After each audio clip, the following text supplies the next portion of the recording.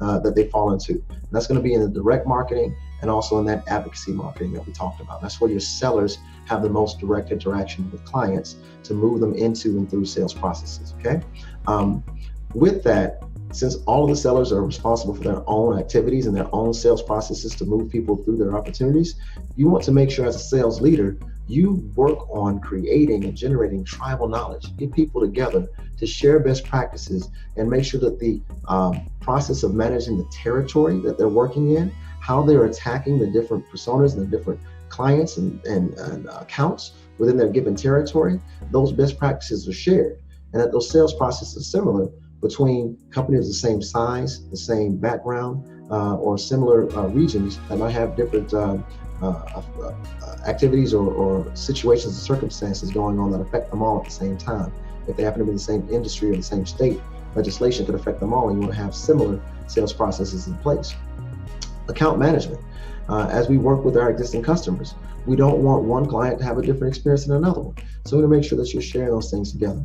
And to make that happen on a personal level, and every individual seller having the same steps, we do bring in a lot of the help from the Aslan core curriculum to help every individual seller get better at those components. But let's break down the activities that will go into working with your territory management first, so that we can see what activities are going to help grow that pipeline the most.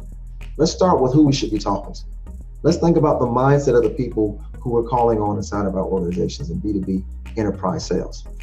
Everybody that we're going to reach out to help make buying decisions for the things we work on in B2B sales, they've got a lot to think about. They've got a lot of risk associated with dealing with you as a salesperson. What if they get it wrong? What if they actually spend too much? What if what they bring in doesn't actually meet the needs? Their job is at stake, and they're really not in the best position to make those decisions by themselves. They're always looking over their shoulder, hoping that the big boss, the Warren Buffett in the organization, doesn't come through and have a differing opinion from them. And it slows down the sales process when you're trying to work with people who don't have that kind of control and authority, because they're afraid that at any point the boss could come through, disagree, and make their whole opinion and their decisions go away. So what we want to do instead is try to find that decision maker. It's been drummed into our head since the start of our sales career. Get to that decision maker. Don't waste your time with the rest of the organization. It's only that big Warren Buffett that you need to talk to, because they can hold all the chips and make all the decisions. Well, that could be true in some cases, depending on the size of the organization, but in most complex sales, there's a whole myriad of different personas and different roles and different titles that you need to interact with. Remember, the role of the title doesn't define ultimate power.